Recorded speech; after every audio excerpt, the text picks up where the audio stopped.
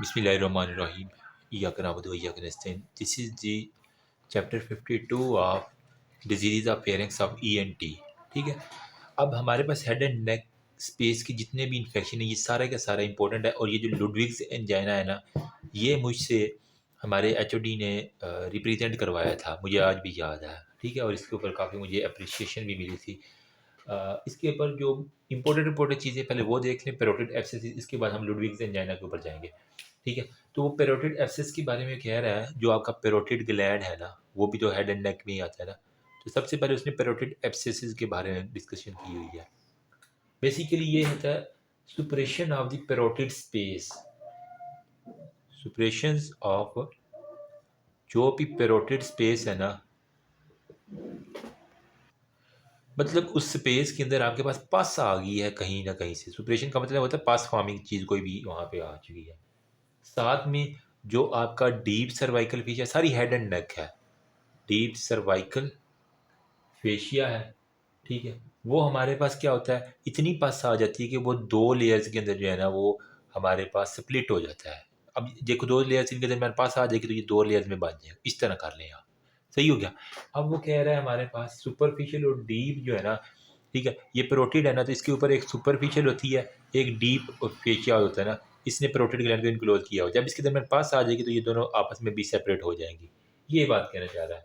अच्छा, एटियोलॉजी में वो बेसिकली कह रहा है हमारे पास कि डिहाइड्रेशन एक इसकी है ना एटियोलॉजी, और infection of the oral cavity, वो लोग जो बहुत ज़्यादा डिहाइड्रेटेड होते हैं, ठीक है, जिनको ना डिहाइड्रेटेड कब हो सकते हैं, देखो जब सर्जरी करते हैं ना, उससे हमें ना एनपीओ करना पड़ता है। मतलब उस पे मरीज़ को कहते हैं कि 12 घंटे पहले कुछ नहीं खाना, और सर्जरी के बाद भी नहीं कुछ खाने दिया जाता, ना ही पीने दिया, क्योंकि वो वॉमिटिंग करेगा तो वो सर्जरी किसी काम की नहीं है। तो पोस्ट सर्जिकली जो डिहाइड्रेशन होती है ना, उसके अंदर मोस्टली देखा गया है कि जो सेलेवरी फ्लो है ना वो रुक जाता है। ठीक है। जब सेलेवरी फ्लो रुकता है तो वहाँ पे एब्सेस बनना शुरू हो, बैक्टीरिया अपनी जो है ना मौज उड़ाना शुरू कर देते हैं। साथ में वो कह रहे हैं कि अगर कोई इन्फेक्शन चल रहा है ओरल कैविटी का, तो ये एक बड़ी वजह है वहाँ पे एब्सेसिव की। अच्छा, बैक्टीरियोलॉजी में कह रहा है कौन सा बैक्टीरिया मशहूर है, स्टेफ ओरियस जो है ना हमारे पास, स्टेफोकोकस ओरियस। ठीक है। ये हमारे पास मशहूर है हमारा बैक्टीरिया, जिसने आके तबाही फेरनी होती है। क्लिनिकल फीचर्स क्या है हमारे पास, वो कह रहे हैं स्वेलिंग होगी, रेडनेस होगी। ठीक है। जहाँ पे आपका ये है ना, आपका अगर ये फेस में अगर हल्का सा बना दूँ, यहाँ पे कान है आपका, यहाँ पे करके पेरोटिड ग्लैंड होता है ना। ठीक है। जिस तरह वो हमने गस्टेटरी जो है ना वो रिफ्लेक्स पढ़ा था कि वो खाना खाता है तो पेरोटिड ग्लैंड के ऊपर फ्लशिंग और रेडिश होती है, बिल्कुल वैसी निशानी यहाँ पे होती है। ठीक है। पेरोटिड एब्सेस जो है ना वो आपको यूनिलेटरली मिलेगा। ठीक है। स्वेलिंग होगी और रेडनेस वहाँ पे आपको बहुत ज़्यादा दिखेगी। और अच्छा, वो इवन कहेगा कि मुझे हाई फीवर रहता है। ठीक है। और साथ में जब पेशेंट को आप देखेंगे तो वो ड्राई डिहाइड्रेटेड नजर आएगा, उसकी आंखें जो अंदर की तरफ धुसी होंगी, सनकन आइज जिसे हम कहते हैं ना, वो होगा। ठीक है। और डिहाइड्रेटेड भी इसकी बड़ी निशानी है। अब यहाँ पे आपने फिर क्या करना, डायग्नोसिस के लिए क्या करना, आपने सीटी करवा लेनी है, अल्ट्रासाउंड करवा लेना, और यहाँ से जो है ना वो कुछ ना कुछ कल्चर को एस्पायर कर लेना, तो आपको पता चल जाएगा। ट्रीटमेंट में क्या है, ट्रीटमेंट में वो कह रहा है हमारे पास दो तरह की है। या तो आपने एक तो जो डिहाइड्रेशन है उसको ठीक करो सबसे पहले। ठीक है। अगर वो उसके बाद भी ये ठीक नहीं होता तो आपने सर्जिकली जो है उसको साथ में ड्रेनेज कर देना। ड्रेनेज करके साथ में एंटीबायोटिक चला दोगे, बंदा ठीक है, आपका पेरोटिड एब्सेस सारे का सारा ठीक है, कुछ भी नहीं है। थोड़ा सा दिमाग को जोर दो, सारा आपका पेरोटिड एब्सेस हो जाएगा। पास भरा देनी है। पास भरने के बाद आपने वो बताना कि डिहाइड्रेटेड था, इन्फेक्शन था, सर्जरी के बाद उसको डिहाइड्रेशन हो गई थी तो उसकी वजह से। स्टेफ ओरियस का इन्फेक्शन, एंटीबायोटिक चला दो, सीटी करवा के कल्चर ले लो, और आपके पास सारे काम खत्म। अब आता है इंपॉर्टेंट, लुडविग्स एंजाइना, जो कि हमसे मेरे से जो है ना उन्होंने एग्ज़ाम बाकायदा पूरी क्लास के सामने जो है ना प्रेजेंट करवाया था। वो होता है रैंडम टॉपिक एक देती है ना, तो वो लुडविग्स एंजाइना का था हमारे पास। देखो, लुडविग्स एंजाइना। अब एंजाइना से लग रहा होगा कि कोई दिल का मसला नहीं, लेकिन यहाँ पे दिल का कोई मसला नहीं। जो आपकी फ्लोरा माउथ है ना, वहाँ पे जो स्पेस होती है उसे हम कहते हैं सब मैंडिबुलर स्पेस, सब मैंडिबुलर स्पेस। ये आपका जबड़ा हो गया, मैंडिबल हो गया। तो इस मैंडिबल के नीचे जो जितनी भी स्पेस आपको नज़र आएगी ना, आप अपने मुंह के अंदर हाथ मारे ना थोड़ा सा जुबान के नीचे, तो आपको स्पेस नज़र आती है, जिसे हम कहते हैं सब मैंडिबुलर स्पेस। ठीक है। वो किसके दरमियान होती है, वो ये बेसिकली ना यहाँ पे म्यूकस मेम्ब्रेन होती है और ये फ्लोरा माउथ बनाती है। यहाँ पे एक मसल होता है, सपोज करें ये सारा का ना सब मैंडिबुलर स्पेस है।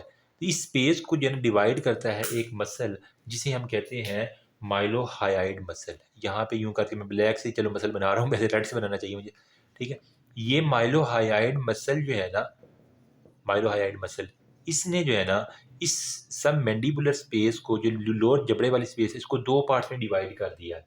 एक हमारे पास जो बिल्कुल ज़ुबान, क्योंकि यहाँ पे हमारे पास आपकी वो ज़ुबान, काली ज़ुबान चले बना बना देते हैं, बनानी नहीं चाहिए वैसे, ठीक है। ये ज़ुबान है, ज़ुबान के बिल्कुल नीचे जो होगी स्पेस, इसको फिर अब हम कहेंगे, ये हमारे पास है सब लिंगुअल कंपार्टमेंट, इसको हमने बोल दिया, ठीक है, कंपार्टमेंट। जबकि जो नीचे वाला होगा ना, इसको हम कहेंगे सब मैक्सिलरी, ठीक है, सब मैक्सिलरी और सब मेंटल कंपार्टमेंट, ठीक हो गया। तो ओवरऑल मैं कहूँ कि ये दोनों को हमने क्या कहा कि हमारे पास ये, इसको हम सब मैंडिबुलर स्पेस कहते हैं। सबसे पहले आपने ये बताना होता है कि सब मैंडिबुलर स्पेस थी आपकी, अल्लाह पाक ने बनाई। फिर अल्लाह पाक ने एक मसल दी है जिसे हम कहते हैं माइलोहायोइड मसल। उसने इस सब मैंडिबुलर स्पेस को दो कंपार्टमेंट्स में डिवाइड कर दिया। ऊपर वाले कंपार्टमेंट जो बिल्कुल ज़ुबान के नीचे है, अबव वाला, उसे हम क्या कह रहे हैं, ये हमारे पास है सब लिंगुअल कंपार्टमेंट। जो ज़ुबान से नीचे, माइलोहायोइड मसल से नीचे वाला जो खाली हिस्सा रह गया, उसे हम सब मैक्सिलरी और सब मेंटल कंपार्टमेंट कहते हैं। पहले ये एनाटमी आपने समझानी होती है, ठीक है। अब यहाँ पे अगर इन्फेक्शन हो जाए इस एरियाज के अंदर, इसे हम लुडविग्स एंजाइना कहते हैं। तो इटियोलॉजी में क्या, क्यों क्यों इन्फेक्शन होगा, वो कह रहा है कि कोई भी डेंटल इन्फेक्शन, क्योंकि यहाँ पे आपके मोलर, प्री मोलर टीथ होते हैं ना, तो अगर कोई भी इटियोलॉजी के अंदर वो कह रहा है कोई भी हमारे पास डेंटल इन्फेक्शन आ जाए, दांत का इन्फेक्शन जनाब, आपके मसूड़े में पेन, जलन, कोई या कोई भी ऐसी चीज़, तो डेंटल इन्फेक्शन मोस्टली जो है ना वो रूट ऑफ प्री मोलर, ठीक है, उसका जो है ना वो हमारे पास जो इन्फेक्शन है वो जाता है जनाब सीधा आपके सब लिंगुअल कंपार्टमेंट के अंदर। साथ में अगर फिर हमारे पास जो रूट ऑफ मोलर है उसका इन्फेक्शन हो जाए, ठीक है, तो वो हमारे पास जाता है ये सब मैक्सिलरी कंपार्टमेंट में। मोलर वाले का नीचे जाएगा, जबकि प्री मोलर वाले का, प्री है ना तो प्री हमेशा ऊपर उड़ती है, तो प्री वाले का ऊपर सब लिंगुअल कंपार्टमेंट के अंदर आपका इन्फेक्शन चला जाएगा, ठीक है। तो इसके साथ वो कह रहा है कि हमारे पास यहाँ पे सिलेवरी ग्लैंड भी तो होते हैं ना, ठीक है, क्योंकि वो पेरोटिड सिलेवरी ग्लैंड। तो अगर सब मैंडिबुलर को, एक होता है सबलिंगुअल, सब मैंडिबुलर, पेरोटिड ग्लैंड, जो सब मैंडिबुलर है ना उसका अगर इन्फेक्शन हो जाए, जिसे उसने बुक के अंदर लफ्ज़ लिखा हुआ है सब मैंडिबुलर सियल एडिनाइटिस, ठीक है, सियल एडिनाइटिस, मतलब सिलेवरी ग्लैंड का कोई ना कोई इन्फेक्शन हो जाए तो वो भी इसी के अंदर ही जाके प्रेजेंट करेगा, ठीक है। सिलेवरी ग्लैंड का, ये दांत का इन्फेक्शन मोस्टली यही होता है। अच्छा, इन्फेक्शन हो गया तो फिर कौन कौन सी चीज़ें इन्फेक्शन कर देंगे, तो मशहूर ज़माना जो है ना स्ट्रेप्टोकोकस, जो कि अल्फ़ा हीमोलिटिक स्ट्रेप्टोकोकस है ना, वो हमारे पास आएंगे। फिर वो कह रहा है कि स्टेफिलोकोकस भी इसी के अंदर डाल दो। ये तो इतने मशहूर हो चुके हैं, बदनाम ही हो चुके हैं बेचारे, कह रहे होंगे हम भी किधर आ गए हैं अल्लाह के। अच्छा, फिर हमारे पास क्लिनिकली जो है ना फीचर में क्या होगा, मरीज़ किस तरह प्रेजेंट करेगा, मरीज़ करेगा डॉक्टर साहब ओडेनोफेजिया के साथ प्रेजेंट करते हैं, यहाँ मैं इसके क्लिनिकल फीचर लिख देता हूँ, ओडेनोफेजिया के साथ, मतलब कि वो डिफ़िकल्टी इन स्वेलिंग, निगलने में मसला, क्योंकि ज़ाहिर बात यहाँ जब इन्फेक्शन होगा मुँह ही नहीं उससे खुल पाएगा सही तरह से, अगर मुँह खोलेगा तो चबाया नहीं जाएगा, दर्द करेंगी, दाढ़ें भी दर्द करेंगी, वो भी सारी स्पेस। साथ में कह रहा है कि जो उसका फ्लोर ऑफ माउथ है ना, क्योंकि डॉक्टर साहब सिर्फ ये नीचे वाले हिस्से में जो है ना मुझे बहुत ज़्यादा पेन हो रही है, ऊपर तो बिल्कुल ठीक है। तो फ्लोर ऑफ माउथ के अंदर जो है ना आपको स्वेलन मिलेगा, फूला हुआ रेडिश एडिमा। फिर उसकी जो ज़ुबान है, जब ये इतना फूल जाएगा, स्वेलो होगा, तो ज़ुबान क्या होगी, पीछे की तरफ लुढ़क जाएगी, गले की तरफ जाती हुई नज़र आएगी। तो आप जब उसकी टंग को देखेंगे ना, तो आपको टंग पुश्ड अपवर्ड और backward, upward and backward.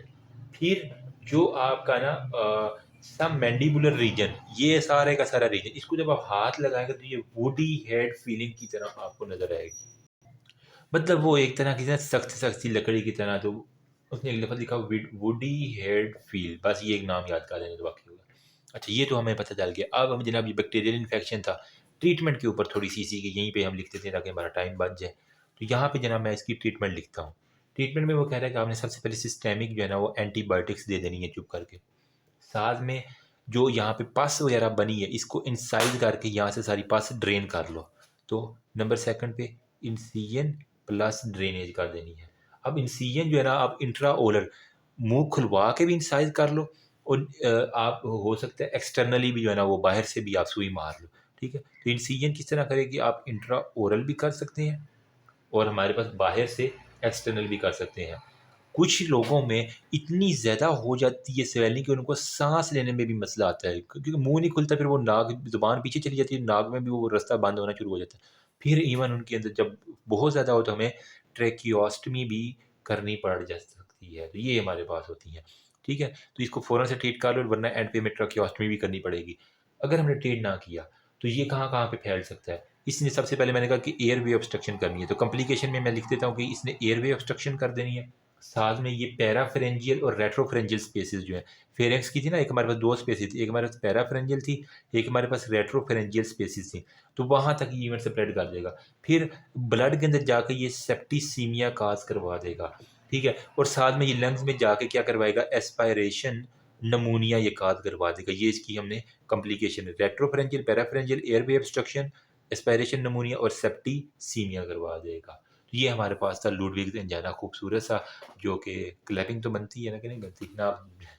Anyways बताना यार कमेंट सेक्शन में मज़ा आया कि नहीं आया। ये इसी तरह जो है ना मैंने प्रेजेंट किया था, तो फिर अच्छा अब हमारे पास आता है पेरीटॉन्सिलर एब्सेसिस, उसको हम जल्दी से देख लेते हैं। तो बस फिर हमारे पास ये मोस्टली ये हेड एंड नेक का कवर हो जाएगा इन्फेक्शन। अच्छा, हमारे पास है अब peritonsillar abscess, basically collection of pus in peritonsillar space. वहाँ पे था पेरोटिड एब्सेस था, वहाँ पे जो पहले वाला था ना हमारे पास पेरोटिड एब्सेस, वो पेरोटिड स्पेस में था। अब इसी तरह पेरीटॉन्सिलर स्पेस के अंदर जो भी पास होगी वहाँ पे कलेक्शन, इसको पेरीटॉन between capsule of tonsil and superior constrictor, ये सुपीरियर कॉन्स्ट्रिक्टर मसल है और ये यहाँ पे कैप्सूल है टॉन्सिल का। ठीक है, तो इनके दरमियान जो स्पेस होती है इसे हम कहते हैं पेरीटॉन्सिलर स्पेस। तो इस पेरीटॉन्सिलर स्पेस के अंदर जो भी पास हो, ये हमारे पास सुपीरियर कॉन्स्ट्रिक्टर मसल है फेरेक्स का। ठीक है, और यहाँ पे हमारे पास ये टॉन्सिल है, ये इसका कैप्सूल है। तो इनके दरमियान जो स्पेस है वो पेरीटॉन्सिलर स्पेस होती है, यहाँ पे जो है ना पास होगी जिसे हम यही कहेंगे। अब हमारे पास इटियोलॉजी क्या है, अगर किसी को एक्यूट टॉन्सिलाइटिस, हमने लास्ट चैप्टर पढ़ लिया, बड़ी लंबी वीडियो बनी, तो एक्यूट टॉन्सिलाइटिस का केस ही आगे जाके प्रेजेंट करेगा। ठीक है, हमने कहा था कि जो हमारे पास होते हैं ना ये टॉन्सिल, इसका एक बड़ी होती है जिसे हम क्रिप्टा मैग्ना, क्रिप्ट होती है जिसे हम क्रिप्टा मैग्ना कहते हैं। तो जब वो पहले क्रिप्टा मैग्ना इन्फेक्शन हो जाए, यहाँ पे गेट इन्फेक्टेड, और उसके बाद वो हमारे पास सील ऑफ हो जाए किसी भी चीज़ से। ठीक है, यहाँ भी इन्फेक्शन हुआ, अब यहाँ भी ये सील ऑफ होगी, तो ये फिर क्या होगा, एक वक्त है कि ये ब्रस्ट हो जाएगी, और यहाँ से जब ये इसकी ब्रस्टिंग होगी तो ये इसी स्पेस के अंदर जाके ना इसकी पास चली जाएगी। तो हम कह सकते हैं कि ब्रस्टिंग जो है ना, जो इसकी क्रिप्टा मैग्ना की ब्रस्टिंग, इसकी वजह से हमारे पास एक बड़ी वजह पेरिटॉन्सिलाइटिस हो सकता है। बैक्टीरियोलॉजी में वही स्ट्रेप्टोकोकस पायोजिनेस जो कि पस फार्मिंग है, और हमारे पास स्टेप ओरियस जो है ना वो आपने डाल देने हैं, तो आपके पास ये काम हो जाएगा। ठीक है, क्लिनिकल फीचर में जनरल फीचर मैं आपको बता देता हूँ। वो कहता है जनरली जो है ना उसको फीवर होगा, चिल्स होंगे, राइगर्स होंगे, मेलेज होगा, बॉडी एचेज होंगी, और साथ में उसको हेडेक, सर दर्द शदीद किस्म का होगा। ठीक है, ये तो जनरल। लोकल में वो कह रहा है हमारे पास उसकी जो सांस है ना, गंदी सांस है, वो सांस में तेरी सांस मिले जब मुझे सांस आए तुम्हें सांस, वो गाना भी है, तो इसमें गंदी स्मेल होगी, फाउल ब्रेथ होगी। ठीक है, साथ में जो है ना वो एक साइड, जिस साइड का है ना, तो उस साइड में इप्सी लेटरल एरेकी होगी, मतलब एयर के अंदर पेन होगा। साथ में मफल्ड स्पीच होगी, हॉट पोटैटो वॉइस, जिस तरह आपने गर्म आलू में खा लो ना तो आवाज़ निकलती, किस तरह आवाज़ है, इस तरह करके कुछ है, सॉरी फॉर दैट, लेकिन इस तरह करके मैंने लाइव एक बंदा देखा हुआ हार्ट पोटैटो, मुझे उस वक्त पता नहीं था, लेकिन ये उसको पेरीटॉन्सिलर एब्सेसिस था। ठीक है, मैं जब छोटा था मैंने उसको देख भी, मैंने किसी बात को पता नहीं किया है कि किस तरह मतलब मुंह में हड्डी डाल के आया हुआ, लेकिन वो हार्ट पोटैटो वॉइस जो है ना, ठीक है, ये होती है पेरीटॉन्सिलर की। पी से पोटैटो है ना, तो पी से आप कह लें पेरीटॉन्सिलर एब्सेस। अब ये एमसीक्यूज आएगा, हॉट पोटैटो वॉइस, तो आपने कह लें पेरीटॉन्सिलर एब्सेस है। फिर इसके बारे में बताना कि इसका जो क्रिप्टा मैग्ना है उसके ऊपर इन्फेक्शन हुआ, वो सील हो गया, उसके बाद ब्रस्ट हुआ, तो पेरीटॉन्सिलर के स्पेस के अंदर इन्फेक्शन आ गया, उसकी हॉट पोटैटो वाइस आ गई। फिर ओडेनोफेजिया आ जाएगा, निकलने में मसला आ गया। ठीक है, फिर हमारे पास पेन होगी। ठीक है, सवेयर पेन, वहाँ पे एग्जामिनेशन जब आप करेंगे तो एग्जामिनेशन में वही चीज़ें प्रोटोकॉल फॉलो कर लेनी है यार। टॉन्सिल, ठीक है, जो इसके पिलर्स हैं वो आपको फिर साथ में सॉफ्ट पैलेट, वो आपको कंजेस्टेड मिलेंगे और साथ में स्वेलन मिलेंगे नंबर 1 पे। नंबर 100 पे यूवीला जो है ना, जो आपका वो काँस सा लटक रहा होता है गले में, वो हमारे पास क्या होगा, स्वेलन होगा। फिर bulging of the soft palate होगी, ठीक है, सॉफ्ट पैलेट की बल्जिंग होगी, साथ में वो कह रहे हैं सर्वाइकल लिम्फ एडिनोपैथी होगी, सर्वाइकल लिम्फ एडिनोपैथी होगी, ठीक है। और फिर वो कह रहा है कि हमारे पास टॉर्टी कोलिस होगी, टॉर्टी कोलिस मतलब नेक जो है ना, एक तरफ जो है ना वो मुड़ी हुई होगी। अगर ये बंदा सीधी नेक है ना, तो उसकी जो है ना वो टेढ़ी यूं करके वो देख रहा होगा नेक को। वजह क्या है, एक जिस तरफ एब्सेस होगी वो दर्द करेगी तो वो अपनी गर्दन को दूसरी तरफ मोड़ लेगा, तो ये एक मसला है। टॉर्टिकुलाइज पोटैटो वाइस, ठीक है, और पेरिटॉन्सिल एब्सेस के ऊपर आपने टिक लगा देना है। ये इसके क्लिनिकल फीचर आते हैं। इन्वेस्टिगेशन क्या करनी है आपने, सीटी स्कैन करना है, ठीक है, एमआरआई कर लेनी है, ठीक है। फिर जो जहाँ पे आपको एब्सेस नज़र आ रही है वहाँ से आपने कल्चर लेके भिजवा देना है, तो सेंसिटिविटी कल्चर से नीडल एस्पायरेशन में ट्रीटमेंट क्या करनी है आपने, इस पेशेंट को हॉस्पिटलाइज करना बहुत ज़रूरी है, ठीक है। ट्रीटमेंट में हमें कह रहे हैं हॉस्पिटलाइजेशन सबसे पहले करनी है। नंबर सेकंड पे आईवी फ्लूइड बहुत लगाना, क्योंकि उसको निगलने में मसला है तो फ्लूइड कम पिएगा, तो डिहाइड्रेशन से उसको सबसे पहले बचाना है। फिर एंटीबायोटिक्स देनी है आईवी में, लार्ज डोजेज इसको एंटीबायोटिक की ज़रूरत है, ताकि जो पस है ना पायोजिनेज और ये वाले जो वायरस हैं इसको हम ख़त्म कर सकें। फिर दर्द जो हो रही है उसके लिए एनाल्जेसिक दे देंगे, पैरासीटामोल दे दो। ओरल हाइजीन में आपने हाइड्रोजन पर ऑक्साइड जो है ना वो साथ दे देनी है, ताकि ओरल, ठीक है। तो ये बातें हैं। अब उसके साथ आपने करना है कि अगर बहुत ज़्यादा पास है तो आपने इंसिजन करके वहाँ से ड्रेनेज कर देना है।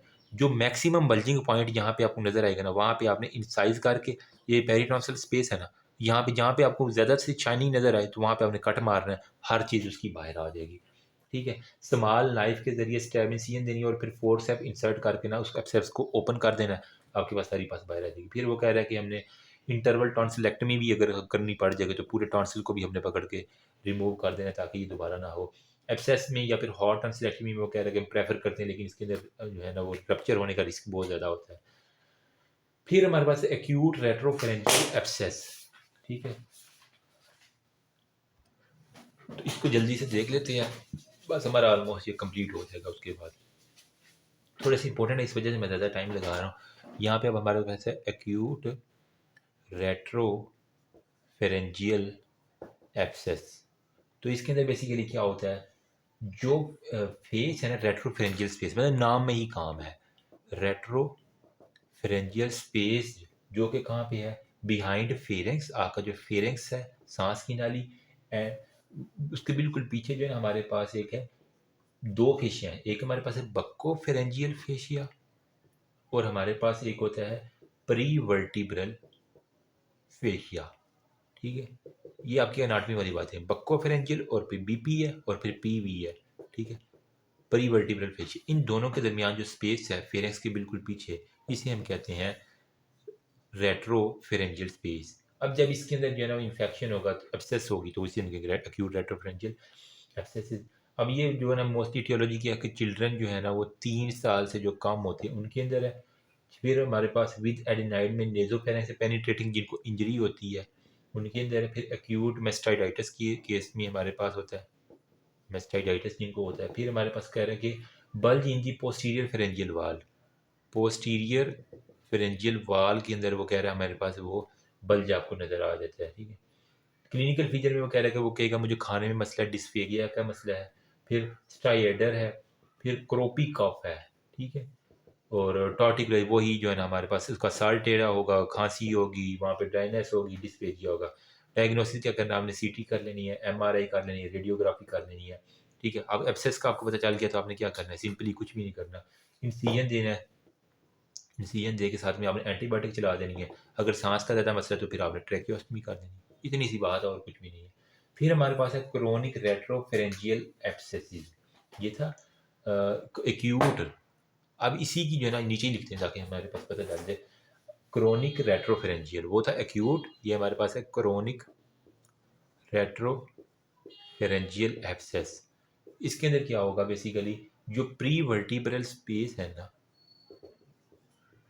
जो कि बिटवीन वर्टिब्रल बॉडीज है, और हमारे पास प्री वर्टिब्रल फेशिया है, वर्टिब्रल फेशिया, मतलब ये फेशिया है, ये आपके प्री वर्टिब्रल बॉडी, इनके दरमियान आप जो है ना वहाँ, ठीक है, वो कहाँ पे था, बक्कोफेरेंजियल था और प्री वर्टिब्रल के दरमियान था, वो हमारे पास एक्यूट था।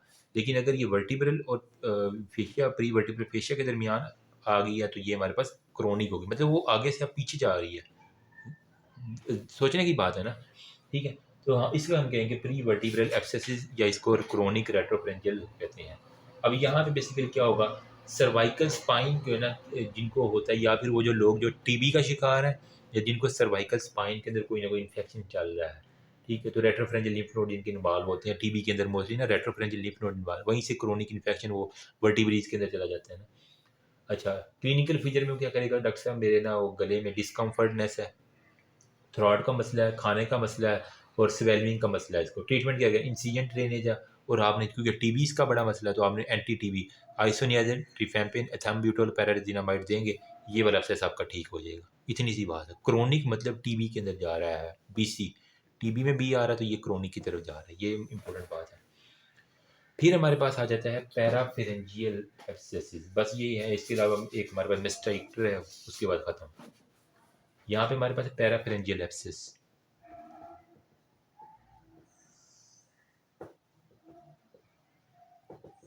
पैराफ्रेंजियल एब्सेस के अंदर वो कह रहा है हमारे पास, ये बेसिकली ना ये पैराफ्रेंजियल स्पेस के अंदर होगा, नाम में ही काम है।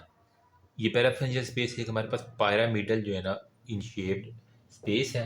अब ये कह रहा है कि इसकी बेस जो है ना at the base of skull से शुरू होके, बेस ऑफ स्कल जो आपकी खोपड़ी है, ठीक है, इसकी बेस से शुरू करनी है, और हमारे पास apex of the hyoid bone, epiglottis, और यहाँ पे हाइड बोन थी, थायराइड कार्टिलेज थी और क्रिकाइड कार्टिलेज थी। तो बेस ऑफ स्कल से हाइड बोन के दरमियान जो है ना वो एक स्पेस है जो कि ये पैरामिडियन शेप, जिसे हम कहते हैं पैराफेरेंजियल स्पेस।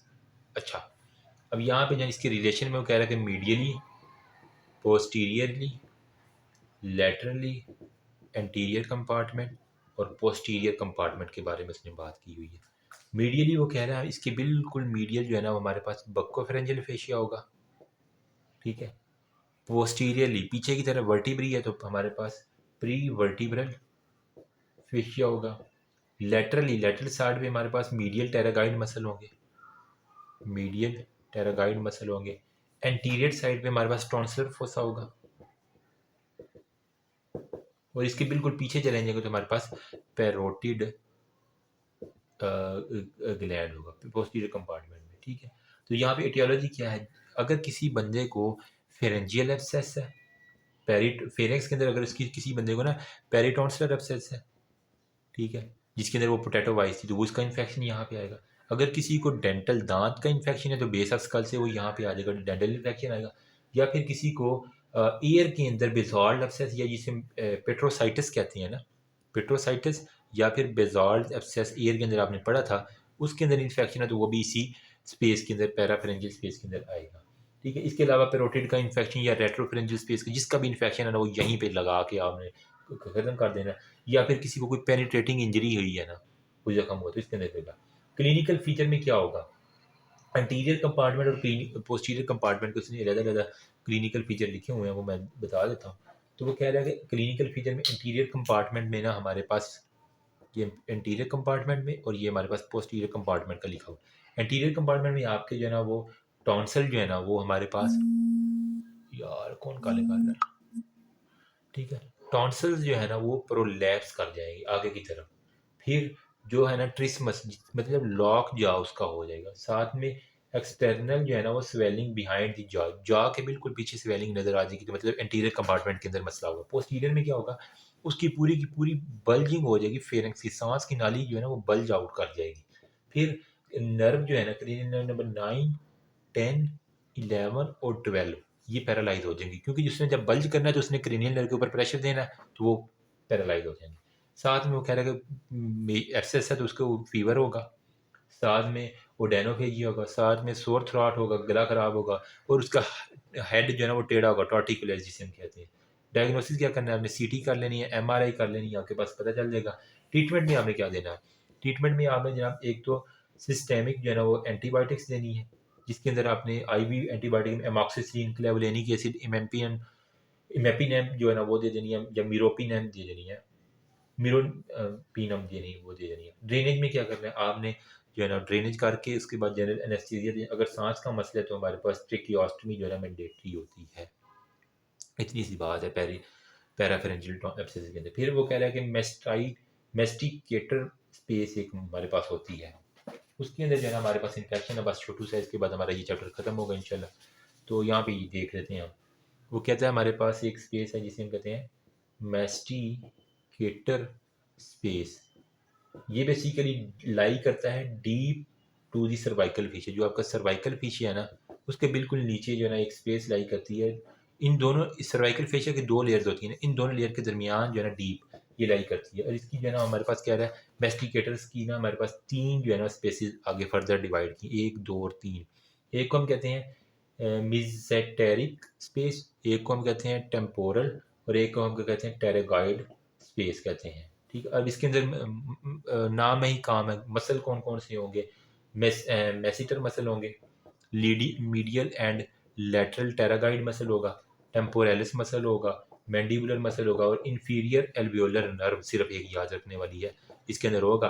और इसके अंदर मोस्टली जो है ना वो जो सेकंड प्लस थर्ड मोलर जो है उसका इन्फेक्शन जो है ना सबसे ज़्यादा इस मेस्टिकेटर मतलब चबाने किसे है ना, तो दांतों से याद कर लो कि दांतों का इन्फेक्शन सेकंड और थर्ड मोलर जो है ना इसका इन्फेक्शन आपके पास मेस्टिकेटर स्पेस में जाएगा जो कि सर्वाइकल फेशिया के अंदर आता है। इसकी फिर आगे तीन है, मिजेंटेरिक, टेम्पोरेलिस और टेरागाइड। टेरागाइड में मीडियल और लेटर टेरागाइड मसल, टेम्पोरेलिस मसल, और हमारे पास जो है ना मेजिटर मसल। नाम मसल के भी इसी के अंदर है, काम भी इसी के अंदर है, हर चीज़ में। That's all about this chapter. Hopefully Ludwig ज़ंजाना मैंने बता दिया, कैरोटिड भी बता दिया, पेरिटॉन्सिलर एब्सेसिस बता दिया आपको। ये लुडविग ज़ंजाना आपको दिखा रहा है, पेरिटॉन्सिलर एब्सेसिस आपको दिखा रहा है। ठीक है, फिर उसके बाद रेट्रोफरेंजियल में बता दिया मैंने। ठीक है, फिर एक्यूट रेट्रोफरेंजियल में हमारे पास क्या होता है चिल्ड्रन में। क्रोनिक में वही जो है ना हमारे पास प्री वर्टिब्रल में, यहाँ पे बक्कोफेरेंजियल था और था हमारे पास नेजो, किधर गया यार इसकी, पैरानेजल से फेरेंजियल में ये पोस्टीरियर फेरेंजियल वाल और सर्वाइकल ओसेफेगस हो गया, और वो मेस्टाइडेक्टमी होती है इसके अंदर सारी की सारी। ठीक है, और इसके अंदर हमारे पास प्री वर्टिब्रल जो है ना आ जाता था। फिर हमारे पास पैराफेरेंजियल में फेरेंजियल मैक्सिलर लेटर फेरेंजियल स्पेस के अंदर ये होती है, और फेरेंक्स टीथ एयर के साथ रिलेटेड है। फिर ये क्लिनिकल फीचर यहाँ पे इंटीरियर कंपार्टमेंट है, पोस्टीरियर फीवर ओडेनोफेजिया बता दिया, acute oedema of the larynx हो गया, कैरोटिड बिलो बल्ज आउट का जिस सिस्टेमिक एंटीबायोटिक का। बाकी ये स्पेस भी मैंने बता दी, मेस्टिकेटर जो कि दांत से हमारा इन्फेक्शन जा रहा है। ठीक है, that's all about. Thank you so much. अभी नेक्स्ट जो है ना वो ट्यूमर है ओरोफेरेंक्स का, और फिर ट्यूमर ऑफ हाइपोफेरेंक्स है, और हमारे पास स्नोरिंग एक्चुअली भी है। बस दो तीन चैप्टर रह गए हैं वो नेक्स्ट वीडियो में। थैंक यू सो मच, अल्लाह हाफिज़।